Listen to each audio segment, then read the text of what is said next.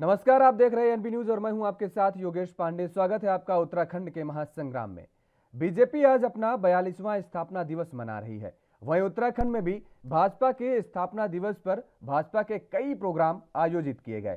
CM Dhami ने स्थापना दिवस पर प्रोग्राम में शिरकत करते हुए यूनिफॉर्म सिविल कोड को लेकर अपनी प्रतिबद्धता जताई है।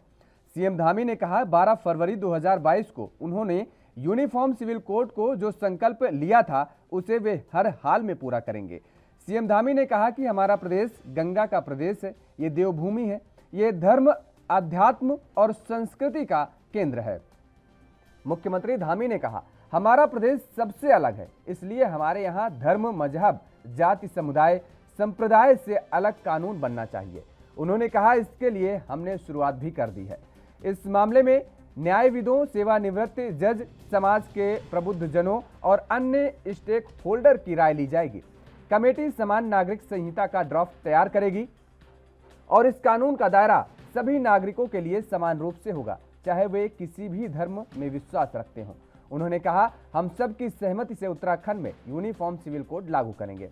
मुख्यमंत्री ने कहा कि समान नागरिक संहिता संविधान निर्माताओं के सपनों को पूरा करने की दिशा में अहम कदम होगा।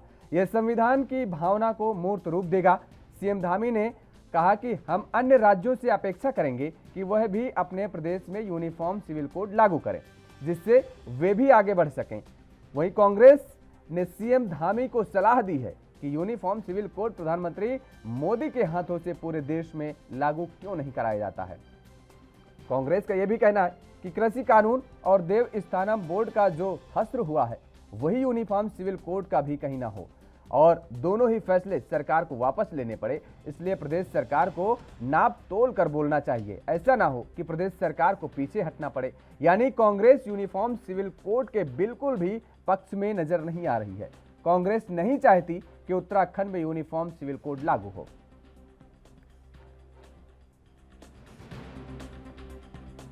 मैंने 12 फरवरी 2022 को उत्तराखंड की जनता के समक्ष एक संकल्प लिया था कि हम जैसे ही सरकार में आएंगे, भारतीय जनता पार्टी की नई सरकार के शपथ ग्रहण होते ही हम उत्तराखंड के अंदर सभी के लिए एक समान कानून लाएंगे, यूनिफॉर्म सिविल कोड लाएंगे।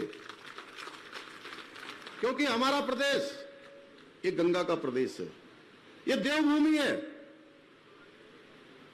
धर्म अध्यात्म का केंद्र है, संस्कृति का केंद्र है। प्रत्येक घर से हमारे यहां कोई न कोई बेटा है, बेटी है, चाचा है, ताऊ है, मामा है, कोई न कोई किसी न किसी के परिवार से सीधे कहीं न कहीं सेना से जुड़े हुए हैं। हिंदुस्तान के अंदर किसी न किसी स्थान पर, चाहे कोई स्थान हो, सेना हो या अर्धसैनिक बल हो, कहीं न कहीं अपनी सेवा दे रहे हैं। और हमारा राज्य दो अंतर्राष्ट्रीय सीमाओं से लगा हुआ राज्य है। तो इस प्रदेश के अंदर धर्म, मजहब, पंथ, जाति, समुदाय सबसे अलग हमारे यहाँ का कानून बनना चाहिए। और हमने शुरुआत की है कि संविधान की धारा 44 में भी इसका उल्लेख है कि राज्यों को यूनिफॉर्म सिविल कोड लागू करना चाहिए। माननीय उच्चतम न्यायालय ने भी बार बार राज्य सरकारों को निर्देशित भी किया है कि राज्य के अंदर एक समान कानून होना चाहिए। उसको लेकर जो संकल्प हमने उत्तराखंड की जनता के समक्ष रखा था, हमने पहली कैबिनेट की बैठक में, पहले मंत्रिमंडल की जो बैठक हुई, उस बैठक में हमने पूरा उसका नोट बनाकर उसको एक सर्वसम्मति से आगे बढ़ा दिया है। जल्दी ही हम उसमें कमेटी बनाने वाले हैं। नहीं, धामी जी को मेरी एक सलाह है कि आप सीधे, क्योंकि कल ही आप प्रधानमंत्री मोदी जी से मिलकर आए हैं, आप ये सत्कार्य पूरे देश में प्रधानमंत्री मोदी जी के हाथ से क्यों नहीं करवाते, उनके कर कमलों से क्यों नहीं करवाते। केवल अगर इतनी बड़ी योजना है और इतनी अच्छी योजना है और आपको इसमें बहुत प्रदेश का हित दिखाई पड़ता है, तो केवल प्रदेश का हित क्यों हो, फिर पूरे देश की हित की क्यों ना सोचें। और ऐसे में अभी धामी जी अधिकृत नहीं है यहाँ पर यूनिफॉर्म सिविल कोड लागू करने के लिए। काफ़ी संवैधानिक इसमें बहुत सारे और पेच फंसे हुए हैं जिन पर काम करने की ज़रूरत है। और मैं धामी जी से कहना चाहती हूँ कहीं यूनिफॉर्म सिविल कोड का भी वही हश्र ना हो जो देवस्थानम बोर्ड का हुआ, जो कृषि कानूनों का हुआ। क्योंकि आपको पता है कि देवस्थानम बोर्ड को भी आप सफलता से लागू नहीं कर पाए, न कृषि कानूनों को लागू कर पाए। आपको ये दोनों ही फैसले अपने वापस लेने पड़े और आपके ही नेताओं के द्वारा ये फैसले देश के ऊपर थोपे गए थे। ऐसे ही कहीं हश्र यूनिफॉर्म सिविल कोड का भी ऐसा ही ना हो, इसके चलते मैं आपको विनम्र निवेदन करना चाहती हूँ कि कोई भी बात जब मुखारविंद से निकालें तो सोच समझ कर निकालें, उसकी सारी टेक्निकलिटीज़ पर गौर फरमाकर, उसके हर पहलू पर गौर फरमाकर उसके बाद ही जनता को परोसने का काम करें, ताकि थूक। तो मुद्दे पर चर्चा की शुरुआत करेंगे, लेकिन पहले रुकते हैं एक छोटे से ब्रेक के लिए। ब्रेक के बाद फौरन हाजिर होते हैं।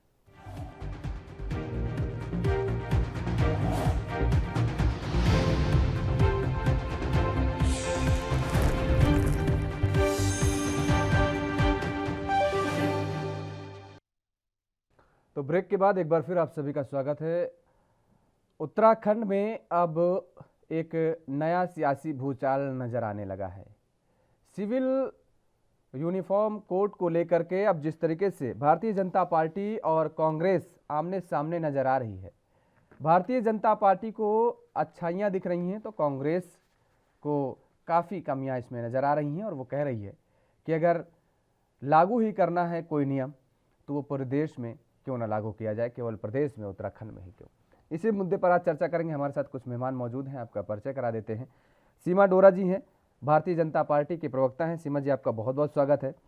शोभाराम जी हैं, कांग्रेस के प्रवक्ता हैं। शोभाराम जी, आपका भी बहुत बहुत स्वागत है। और हरीश मैखुरी जी हमारे साथ जुड़े हुए हैं वरिष्ठ पत्रकार के तौर पर। हरीश जी, आपका भी बहुत बहुत स्वागत है। शोभाराम जी, भारतीय जनता पार्टी की सरकार उत्तराखंड में इतना बड़ा कदम उठाने जा रही है, एक समान कानून लागू हो जाएगा। अगर उत्तराखंड में यूनिफॉर्म सिविल कोड आ जाता है तो दिक्कत कहां आ रही है?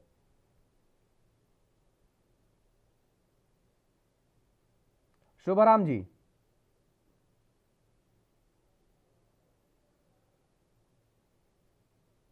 चलिए, आवाज नहीं मिल रही शोभाराम जी को। शोभाराम जी, आवाज आ रही है आपको?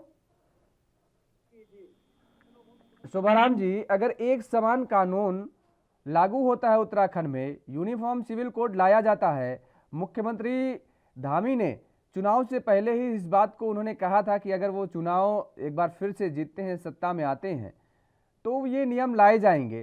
कांग्रेस को आपत्ति किस बात को लेकर है? कांग्रेस की आपत्ति इस बात को लेकर के है जो सबसे पहले इनको उठाने चाहिए। महंगाई है, भ्रष्टाचार है, बेरोजगारी है, इन चीजों को पहले लागू करें। नहीं, ये चीज तो सब हम तो चाहते हैं कि ये तो प्रधानमंत्री को लिखे और सब राज्यों में करे तो सही। लेकिन जो असली मुद्दे हैं पब्लिक के हिस्से, महंगाई है, भ्रष्टाचार है, बेरोजगारी है, इतनी महंगाई बढ़ रही है, दिन पर दिन रोज बढ़ती जा रही है, इससे क्यों नहीं कंट्रोल करते हैं? पहले जो काम करना चाहिए वो करें ना। सिविल कोड का ड्रेस कोड तो ये बाद में भी हो जाएगा, करें।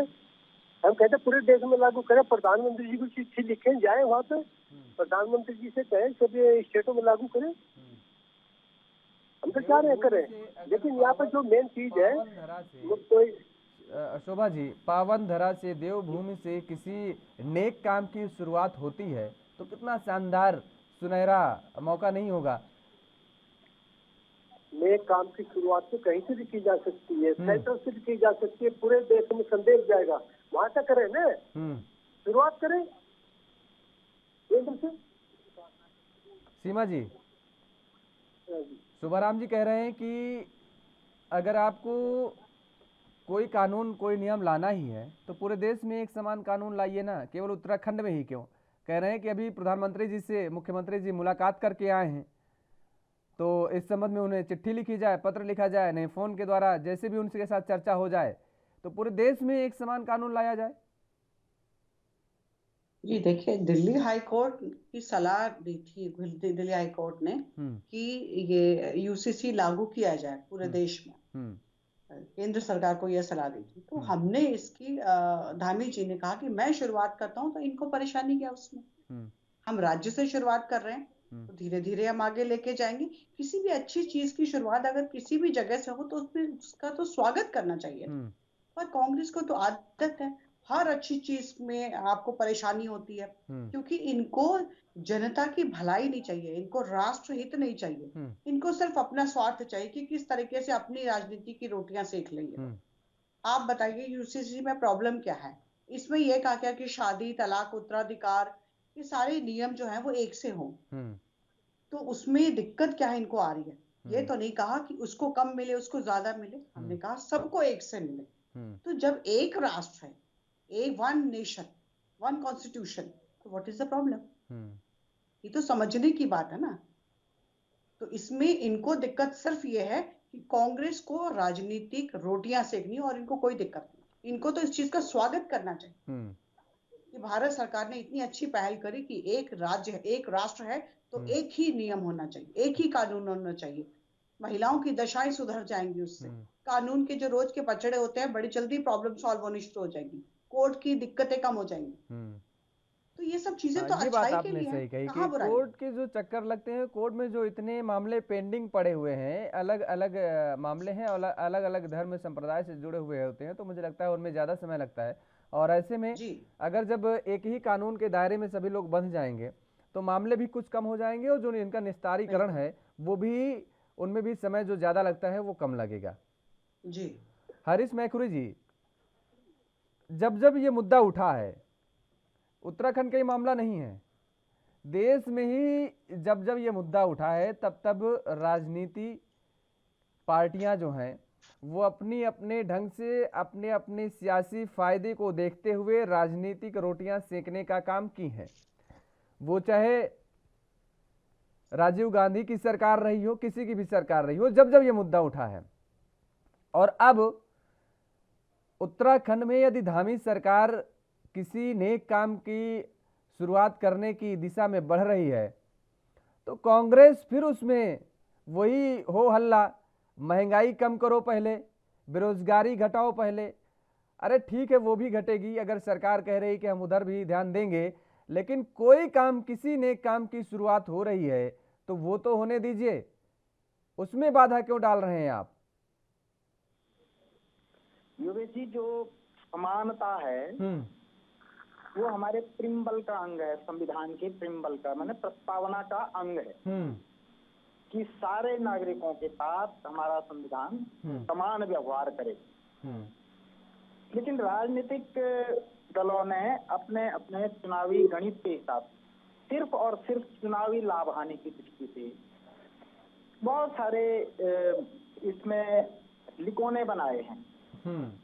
तो उसमें यह है कि कई तरह के तो आयोग हैं, फिर कास्ट के आधार पे, क्षेत्र के आधार पे, रीजन के आधार पे, मजहब के आधार पे तमाम तरह की विषमताएं हमारे संविधान में। तो अगर किसी स्तर पर ये शुरुआत होती है कि अगर हम समान नागरिक, समान दृष्टि से हमारा संविधान सबको देखना शुरू करेगा, तो ये एक अच्छी शुरुआत हो सकती है। इसमें ये देखा जा सकता है कि जैसे हमने कश्मीर से 370 हटा दी, लेकिन क्या कश्मीर का संविधान जो अलग से बना हुआ था पहले से ही, वो कश्मीर में अभी भी स्टेबल करता है कि नहीं करता है, लागू है कि नहीं है, ये देखने की बात है। उसी तरह से जो हम यूनिफॉर्म सिविल कोड बनाएंगे, तो जो हमारे कास्ट के आधार पे, जो रिलीजन के आधार पे, मान लो अल्पसंख्यक आयोग है, कास्ट के आधार पे आरक्षण है, ये समाप्त होंगे कि नहीं होंगे? अगर ये समाप्त नहीं होंगे तो किस तरह का सिविल कोड होगा? और अगर ये समाप्त होता है तो ये तो पूरे देश के लिए एक तरह की एक शुरुआत हो जाएगी कि सारे नागरिक समान है, सबको पढ़ने का अधिकार, सबको सेवा का अधिकार, सबको शिक्षा का अधिकार, सबको स्वास्थ्य का अधिकार, ये हो जाना चाहिए। साथ साथ में ये भी जुड़ जाए, एक भी व्यक्ति शिक्षा से वंचित नहीं, एक भी व्यक्ति स्वास्थ्य से वंचित नहीं। शिक्षा और स्वास्थ्य फ्री होना चाहिए, पानी और बिजली नहीं होनी चाहिए, क्योंकि उस पर प्रोडक्शन कॉस्ट लगती है। तो थोड़ा सा कुछ इस तरह की दिशा में अगर हम आगे बढ़ते हैं तो कहीं कहीं अगर ये नहीं, दिशा तो सही जा रही है हरीश जी, लेकिन यहाँ पर आपने जो जिक्र किया आरक्षण का लेकर के, वो आरक्षण को हटाने की दिशा में कोई कदम नहीं उठाया जाएगा इस सिविल कोड में, उस पर कोई चर्चा नहीं है, जितनी जानकारी मुझे है। फिलहाल आएंगे चर्चा के आगे, शुरुआत करेंगे और आगे बढ़ाएंगे चर्चा को। यहाँ पर रुकते हैं एक छोटे से ब्रेक के लिए।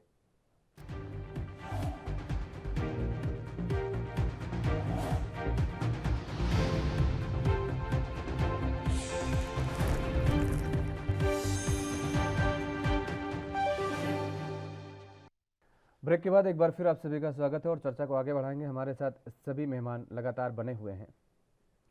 तो हम जिक्र कर रहे थे कि जब जब ऐसे मुद्दे उठे हैं तब तब राजनीतिक पार्टियों ने अपने अपने हिसाब से मुद्दे को रंग देने की कोशिश की है। 1951 में भी जब B.R. अम्बेडकर जी और तत्कालीन प्रधानमंत्री पंडित जवाहरलाल नेहरू, ये दोनों लोगों ने हिंदू कोड बिल के लिए पूरी ताकत लगाई,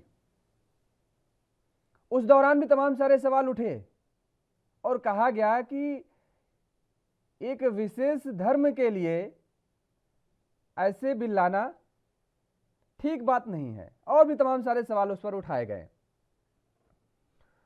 शोभाराम जी, शाहबानो का केस तो आपको याद होगा, मुझे लगता है 1978 में जब शाहबानो के पति ने तलाक दिया, 5 बच्चों की मां को बेघर कर दिया जाता है, वो अपने बच्चों का पालन पोषण कैसे करेगी? आप बताइए। जब वो सुप्रीम कोर्ट का रुख की, सुप्रीम कोर्ट उसके पक्ष में फैसला भी सुना देती है 1985 में, और आपकी सरकार होती है उस समय, राजीव गांधी जी सुप्रीम कोर्ट के फैसले को बदलने के लिए एक नया कानून, एक नया अधिनियम ला देते हैं। ये जो मामले होते हैं, अगर यूनिफॉर्म सिविल कोड आ जाता है तो इनमें अंकुश लगने का काम होगा। महिलाओं का जो उत्पीड़न होता है उस पर अंकुश लगेगा, वो किसी भी जाति, किसी भी धर्म, किसी भी संप्रदाय की महिलाएं क्यों ना हो। पुरुषों को 3 शादियां करने का हक है, महिलाओं को नहीं। तलाक से कितनी पीड़ित महिलाएं होती थी। अगर ऐसे बिल आ जाते हैं, किसी समाज को सुधारने के लिए कोई नया कानून लाया जाता है, महंगाई मुद्दा ठीक है, आप उठाइए, लेकिन कोई नया बिल, कोई नया कानून, कोई नया अधिनियम सरकार की तरफ से, किसी भी राज्य सरकार की तरफ से, केंद्र नहीं पहल कर रही, राज्य ही कर रही है। किसी कोने से तो शुरुआत हो रही है। इस अर्थ में किसी एक कोने से शुरुआत हो। अच्छाई, कोई भी बात करता है अच्छाई की, तो आपको समर्थन देना चाहिए कि नहीं, ठीक है आप करिए, आगे आगे बढ़िए, हम आपके साथ हैं। कि मतलब हर काम में नुक्स निकालना है, केवल यही विपक्ष रह गया है, बस विपक्ष का काम केवल इतना है। शोभाराम जी,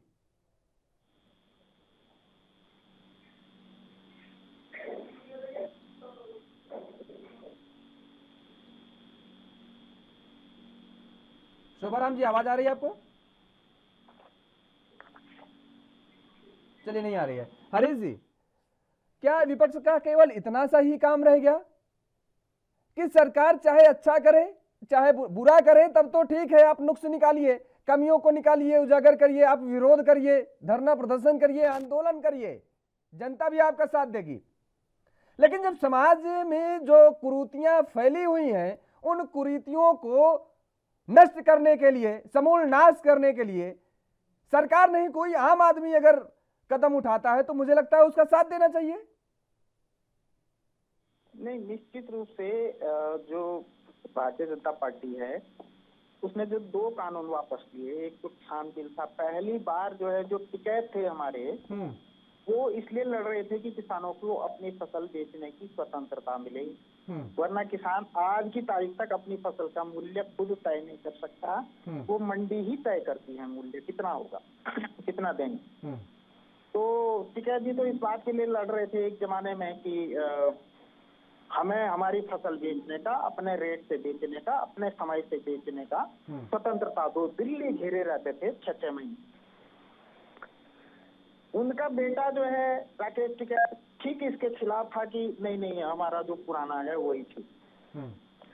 तो भारतीय जनता पार्टी ने न जाने किस दबाव में, मतलब ये इनपुट मिला कि साहब ये खालिस्तान समर्थक लोग इस आंदोलन को फीडबैक दे रहे हैं, फंडिंग कर रहे हैं, देश की सीमाओं से जुड़ा हुआ हमारा पंजाब राज्य है, पंजाब और पाकिस्तान की सीमा से जुड़ा हुआ राज्य है और कुछ अनहोनी हो सकती है, तो इसको देखते हुए शायद उन्होंने वापस। उसी तरह से देवस्थानम बोर्ड है, चार धामों के विकास के लिए किसी न किसी एजेंसी की आवश्यकता। अगर हमारा चार धाम देवस्थानम बोर्ड रहता तो हमारा जो वैष्णव देवी सरायन बोर्ड है या मतलब तिरुपति वाला बोर्ड है, उससे भी ज्यादा मजबूत और उससे भी ज्यादा पैसा इस बोर्ड के पास होता, जिससे सरकारों को कर्जा भी देता वो बोर्ड हमारा। लेकिन दुर्भाग्य देखिए उत्तराखंड का कि वो हमने वापस ले ली। अब हमारे पास चार धामों के विकास की हम बात तो करते हैं, लेकिन कोई अलग से एजेंसी नहीं है। एक डीएम के पास अपने 54 विभाग हैं, वो कब तक तुम्हारा यात्रा में हमारे जो उत्तरकाशी के डीएम है, टिहरी के डीएम है, चपोली के डीएम है, रुद्रप्रयाग के डीएम है, वो बीबीआई के चपरासी बने फिरते हैं यात्रा सीजन में। न जाने कौन बीबीआई की आ जाएगी उसकी ड्यूटी में डीएम ने अगवानी करनी, यही काम रह जाता है डीएम का। कब देखेगा विकास के काम? तो उसके लिए एक चार धाम देवस्थानम बोर्ड बनाया गया था। एनडी तिवारी ने इसको, मुख्यमंत्री एनडी तिवारी जी ने इस चार धाम देवस्थानम बोर्ड का नाम, भले उस समय चार धाम विकास परिषद था, लेकिन उद्देश्य यही था कि चारों धामों के डेवलपमेंट की कोई ना कोई एजेंसी हो। अब धामी सरकार ने उसको वापस ले लिया, पता नहीं क्या सोच के लिया उसका, बल्कि उन्हें घाटा ही हुआ। बद्रीनाथ से ये सीट हार गए, अब तो फायदा नहीं हुआ। मतलब उसी तरह से किसान बिल वापस लेने के बाद भी पंजाब में भारतीय जनता पार्टी को 2 सीट मिली, हार गई, तो फायदा क्या हुआ? इन्हें तो अपने एजेंडे पे स्टेबल रहना चाहिए, जो मैं समझ पा रहा हूँ। किसी भी पॉलिटिकल पार्टी को अपने एजेंडे पे रहना चाहिए। जैसे कांग्रेस है, अपने एजेंडे पे है, उसे लग रहा है कि हमारे वोटर से इससे छिटक जाएंगे, इसलिए समान नागरिक संहिता का विरोध कर रही, वो अपने एजेंडे पर है। लेकिन भारतीय जनता पार्टी क्या कह के सत्ता में आई, तो वो करना चाहिए, तभी उसको फायदा होगा, जहाँ तक हम समझ पा रहे हैं। मतलब ये मैं न्यूट्रल होकर ये बात कह रहा हूँ।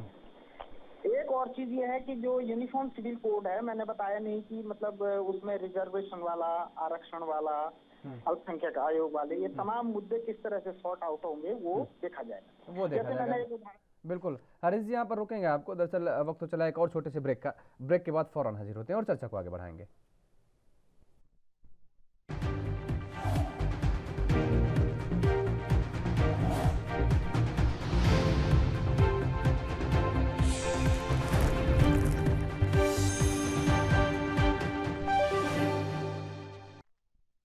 ब्रेक के बाद एक बार फिर आप सभी का स्वागत है और चर्चा को आगे बढ़ाएंगे। सीधा रुख करेंगे हरीश जी का। हरीश जी, आप अपनी बात पूरी करिए। लाइन पे बने रहो।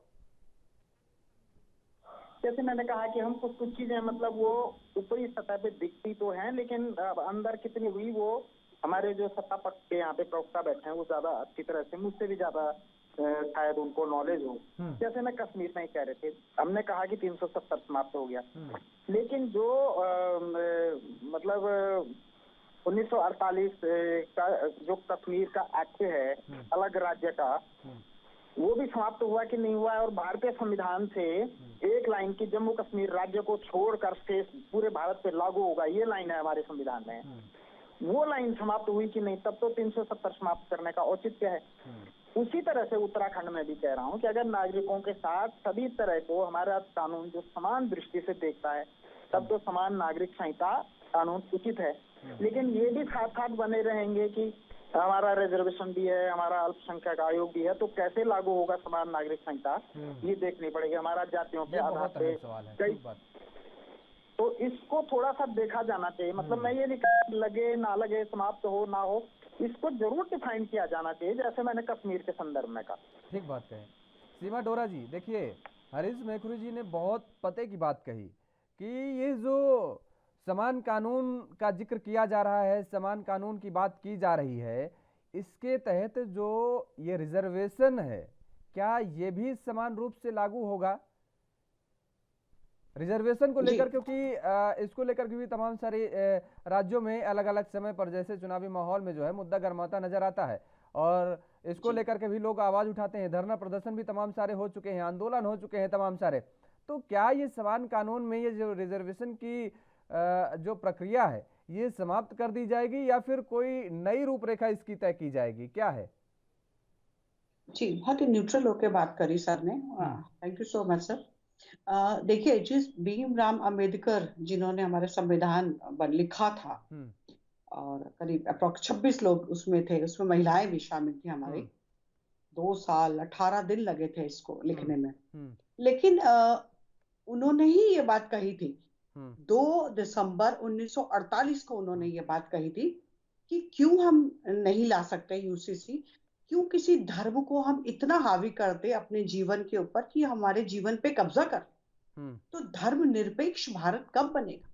तभी बनेगा जब हम ये लाएंगे। यूसीसी लाना बहुत जरूरी है। यूनिवर्सल सिविल कोड इतनी ज्यादा जरूरी इस समय हो चुकी है, क्योंकि आप एक तरफ तो कहते हो कि सबको समान अधिकार मिलने चाहिए, एक राशन कार्ड है तो सबको उस राशन कार्ड में सब कुछ मिलने चाहिए। तो जो जो केंद्र सरकार से सुविधाएं मिलती, जो राज्य सरकार से सुविधाएं मिलती, वो सबको मिलनी चाहिए। जब सबको मिलनी चाहिए तो सबको अधिकार क्यों नहीं एक जैसे मिलने चाहिए?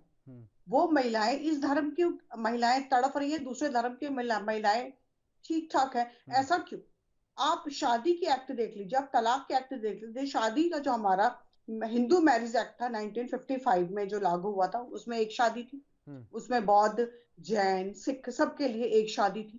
फिर क्रिश्चियन का था 1872 में, उसमें भी एक शादी थी। जो मुस्लिम है वो उनके कुरान के तहत उन्होंने 4 शादी कर सकते हैं। तो कहाँ समान अधिकार रहा? फिर उसी तरीके से आप उत्तराधिकार में कहते हैं, तो ये लोग भी मुस्लिम में ये आता है कि पत्नी का अधिकार ही नहीं, और हिंदू धर्म में कहते हैं कि पति के डेथ के बाद पत्नी का अधिकार। बाकी सब में भी कहते हैं कि भाई हाँ, पत्नी को और बच्चों को अधिकार समान मिलेगा। जब आप डिवोर्स लेते हो तभी भी कहते हैं कि पत्नी का अधिकार है। क्रिश्चियंस में भी कहते हैं 20% उनकी जो आय का मिलना चाहिए, और मुस्लिम ये कहते हैं कि कुछ नहीं मिलना चाहिए, जो हो गया वो खत्म। तो देखिए, ये सबके अलग अलग नहीं हो सकते। जब देश एक है, राष्ट्र एक है, तो सबके लिए अधिकार भी एक जैसे होने चाहिए, सबके लिए कानून भी एक जैसे होने चाहिए। और कहीं उसी अधिकार बाबा और जी उसी ने ये कानून बात का नहीं हम कही जिक्र थी। कर रहे हैं, और जो सवाल इस पे हम पूछा है, कभी और सीमा जी चर्चा आएंगे करेंगे आपके सर। पास, आप जो आएंगे जी। आपके पास। फिलहाल वक्त तो चला एक और छोटे से ब्रेक का। ब्रेक के बाद फौरन हाजिर होते हैं और चर्चा को फिर आगे बढ़ाएंगे।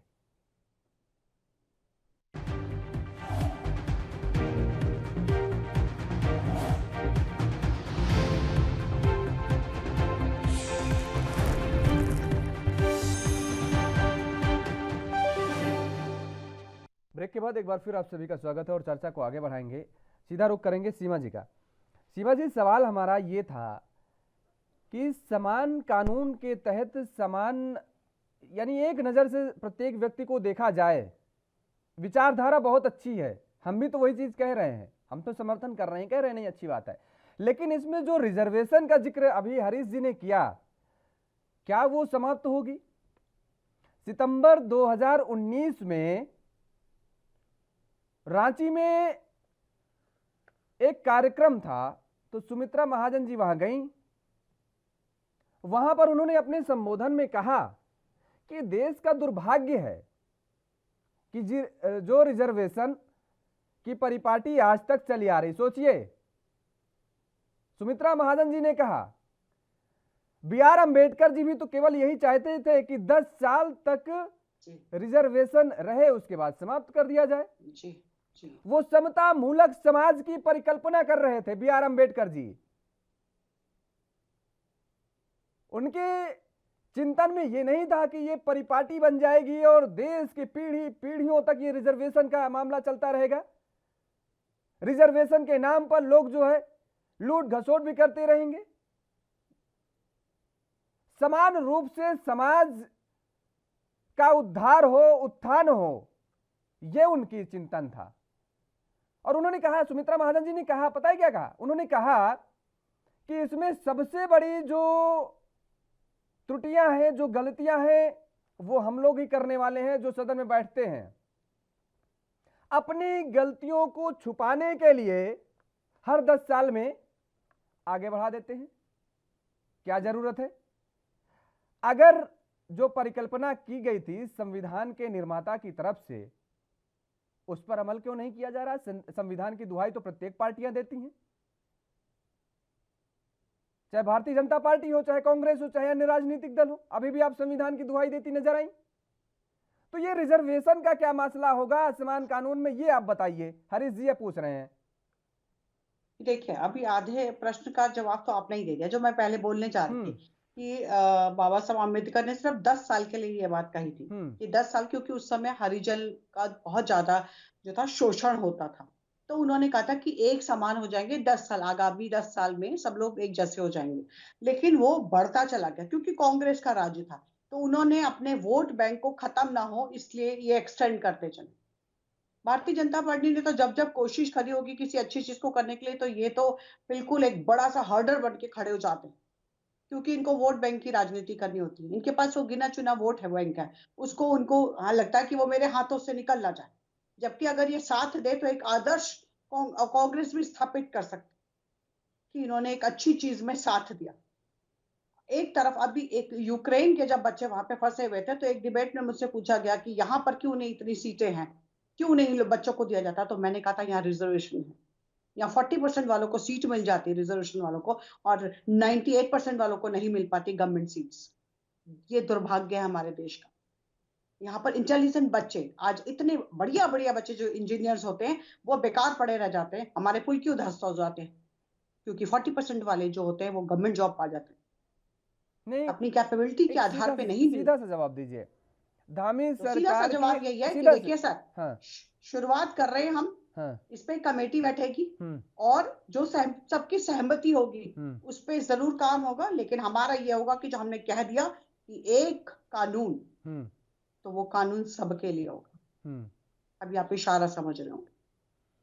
हम इशारा समझ रहे हैं, और जो आपकी रणनीति है उसको भी हम समझ रहे हैं बखूबी, जितना समझने की क्षमता है हमारे अंदर। हरीश जी, 2014 से केंद्र में भारतीय जनता पार्टी की सरकार है। आरक्षण को लेकर मुझे नहीं लगता है कि कभी सरकार ने कोई पहल की हो। अगर पहल की होती, क्योंकि ये अपने आप में एक बड़ा मुद्दा है, और अगर आरक्षण को लेकर की कोई भी सरकार पहल करेगी तो उसको पता है कि उसको कितना बड़ा नुकसान होगा उस आने वाले नजदीकी चुनाव में। ये हम भी जानते हैं, सीमा जी भी जानती हैं, और हरीश जी तो आप जानते ही हैं। मैं एक चीज, जी हरीश जी, संविधान का मतलब ही समान विधान होता है, सबके लिए समान विधान। लेकिन हमारे संविधान में इतने विषम विधान हैं, कम से कम 1000 से ज्यादा विषम विधान हैं, तो तब संविधान कैसे रह गया? सबसे बड़ा सवाल ही है। तो अगर समान विधान लाने की दिशा में कोई राज्य, कोई व्यक्ति, कोई सरकार पहल करती है तो वो अच्छा कदम। पहली बात तो मतलब हम समर्थन में हैं, लेकिन ये होगा कैसे? समान विधान आएंगे कैसे? आप हमारे एक चोरी के मामले में भी, शादी के मामले में हम शरिया देखते हैं कि मुसलमानों के लिए 4 शादी, मुस्लिम्स के लिए मतलब क्या, वो जब नसबंदी कानून लागू हुआ था तो आपको पता है किस पे लागू हुआ और किस पे नहीं हुआ। उसी तरह से चोरी के मामले में भारत का संविधान, भाई जब शादी के मामले में शरिया है तो चोरी के मामले में शरिया क्यों नहीं? आपराधिक मामले में जिन पे शरिया लागू होता है उन पे शरिया के हिसाब से सजा मिले चोरी की। वहाँ तो हाथ काटने की सीधा सजा है चोरी पर, हत्या पे जिंदा गाड़ के मारने की सजा है। तो जिस तरह का जो भी है शरिया में, वो प्रावधान क्यों नहीं? सिर्फ जो है मतलब वोट के लिए शरिया और बाकी के लिए भारत का संविधान। उसी तरह से जब हम कह रहे हैं हम सब नागरिक समान हैं, तो कोई बेचारा जो है वो 100% लेके, मैं एक आज की खबर देख रहा था पर 100% उसके नंबर है, सिलेक्शन नहीं हो पाया, सिर्फ क्योंकि वो कास्ट उसकी था। कास्ट हमारे सिर्फ संविधान में है, हमारे जो पुराने धर्म ग्रंथ हैं उनमें कास्ट ही नहीं है। उनमें तो चतुर्वर्ण में सिस्टम गुरु कर्ण विभाजन, विभाजन कर्मों के हिसाब से विभाजन, जो मतलब जैसे आज है चपरासी का लड़का डीएम बन सकता है, डीएम का लड़का अगर अयोग्य होगा तो चपरासी भी नहीं बनेगा। उसी तरह का है हमारा जो चतुर्वर्ण की व्यवस्था है, उसमें जो है हमारे यहाँ जो द्रोणाचार्य हैं वो क्षत्रिय में गिने गए क्योंकि वो धनुर्विद्या के माहिर थे। हमारे यहाँ तुलसीदास जी जो है वो पंडितों में गिने गए, हमारे यहाँ वाल्मीकि पंडितों में गिने गए। तो हमारे इसमें जो है कास्ट का कॉन्सेप्ट ही नहीं है सनातन धर्म में, माइथोलॉजी में। अब पता नहीं संविधान में कहाँ से हमारी कास्ट आ गई है, और कास्ट पकड़ के बैठ गए हैं बस। वो आज की तारीख में कोई चाहे भी कि मैं अपनी कास्ट छोड़ना चाहता हूँ, नहीं छोड़ सकता। संविधान ने उसे पकड़ रखा है, जकड़ रखा है। कास्ट प्रमाण पत्र देती है हमारी सरकार, बांटती है सरकारी एजेंसियां जाति प्रमाण पत्र। हमारा धर्म नहीं बांटता जाति का प्रमाण पत्र, संविधान बांटता है। तो इस तरह के बहुत सारे विषम प्रावधान है, इनसे कैसे बातचीत हो सकती है? अगर समान नागरिक संहिता की दिशा में कोई राज्य आगे बढ़ता है तो बहुत अच्छी शुरुआत होगी, संविधान के अनुरूप होगे, तभी हम समान विधान। संविधान का मतलब ही समान विधान होता है। विषम विधान रह गए, विषम प्रावधान रह गए तो किस चीज का संविधान? इस सवाल को कोई संसद में ही नहीं उठाता, इस सवाल को कोई राज्य पार्लियामेंट में ही नहीं उठाता, राज्यसभा में ही नहीं उठाता, विधानसभा में भी नहीं उठाता। भाई जब विषम प्रावधान है तो संविधान कहाँ है? तो ये सारी चीजों पे बहस होने के बाद अगर उत्तराखंड इस दिशा में आगे बढ़ता है कि हम समान नागरिक संहिता लाएंगे, सबको पढ़ने के अवसर समान, सबको नौकरी के अवसर समान, सबको स्वास्थ्य का अधिकार, सबको सम्मान से जीने का अधिकार रहे, तो बहुत अच्छा। अभी तो हमारे संविधान में अपराधियों को कितना प्रोटेक्शन है, मतलब हम आतंकवादी के लिए 12 बजे रात कोर्ट खोल देते हैं, और एक निरपराध की अगर किसी ने शिकायत कर दी, जिसने जाति सूचक शब्द कह दिए, तो सीधे रात में ही घर से उठा के ले आएंगे, कहे नहीं कहे, कब कहे, क्या कहे, वो बाद में देखी जाएगी, पहले बेटा जेल में जाओ। SC ST एक्ट से हमारा इस तरह का है डिजाइन। तो मतलब किस तरह के ये सब समान होंगे, क्या होगा, इस पर चर्चा की आवश्यकता तो है। कानून तो अभी भी वही अंग्रेजी हुकूमत वाले चल रहे हैं ना, समस्या तो यही है। तमाम सारी चीजें जो बदलाव का जिक्र किया जा रहा है, कहाँ बदलाव हो पा रही हैं। अब जिस तरीके से सीमा जी ने भी कहा कि इस पर एक कमेटी गठित होगी, उस कमेटी के अनुरूप जो निर्णय लिए जाएंगे वो लागू किया जाएगा उत्तराखंड में, प्रदेश सरकार उसको लागू करवाएगी।